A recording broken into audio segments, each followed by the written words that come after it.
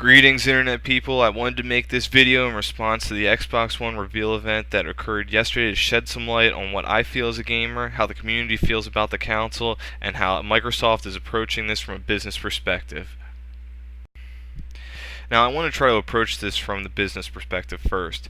Microsoft's primary goal in the future generation was to be a primary source of entertainment in the home living room, and that is what the Xbox One is. It's an entertainment hub, more designed for a general audience as opposed to the core gamer. With the Kinect requirement, the product will more than likely be required to be placed in a living room where there is potential for space for movement as opposed to the bedroom or basement or wherever the hell you usually play your games. With the product in place, this allows for potentially greater family interaction. Your parents may not play games, but your mom may be more likely to rent videos from Netflix. Your dad may not give a shit about video games, but he may like the extra NFL coverage.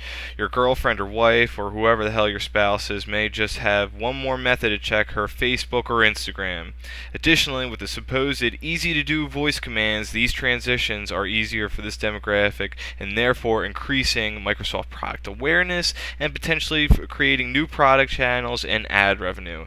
This thing potentially can be a cash cow for Microsoft.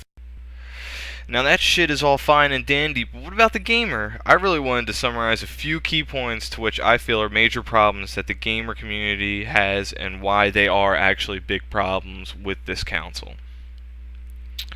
First, the community is pissed about the whole online code scheme that is supposedly going to be packaged in every retail game, which you will have to peg to your Xbox account upon installing the game, which is another issue entirely, essentially making the game or the copy that you own unique to you. The problem with this is that it will make games harder to exchange amongst friends. Renting copies from Redbox or Gamefly may make Xbox One games obsolete from these retailers entirely.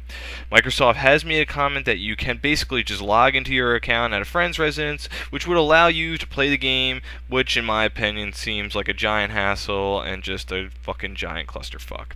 Now, to me, this isn't as much of a big issue or deal. I usually research my intended purchases way in advance prior to release, so I know what I'm getting into and purchase the product on release day. But to the overall gamer community, this is not how they operate. People do not always purchase games at release. They wait for reviews to come out or rent the games before wanting to commit to a purchase.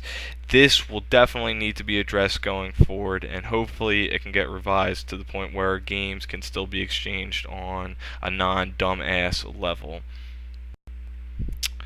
Second, the need to connect every 1 hour, every 24 hours is just a bunch of bullshit.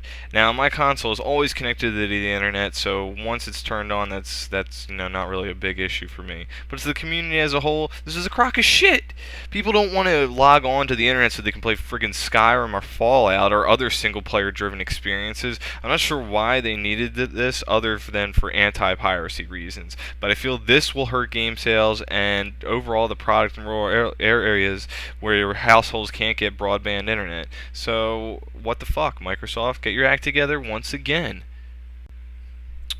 Third, the biggest part of this shit cake, in my opinion, is the forcing of the Kinect 2.0. I wholeheartedly agree with the community on this one.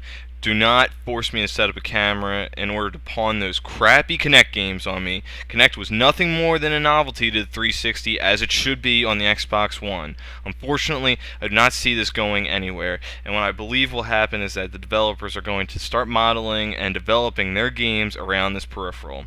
Microsoft Vancouver was converted into Black Tusk Studios, and rumor has it this team is trying to produce a Halo-grade AAA title which will focus around Kinect, and many developers, I believe, could follow suit. So this could be a trend in the coming generation. Hopefully not, but we'll have to see.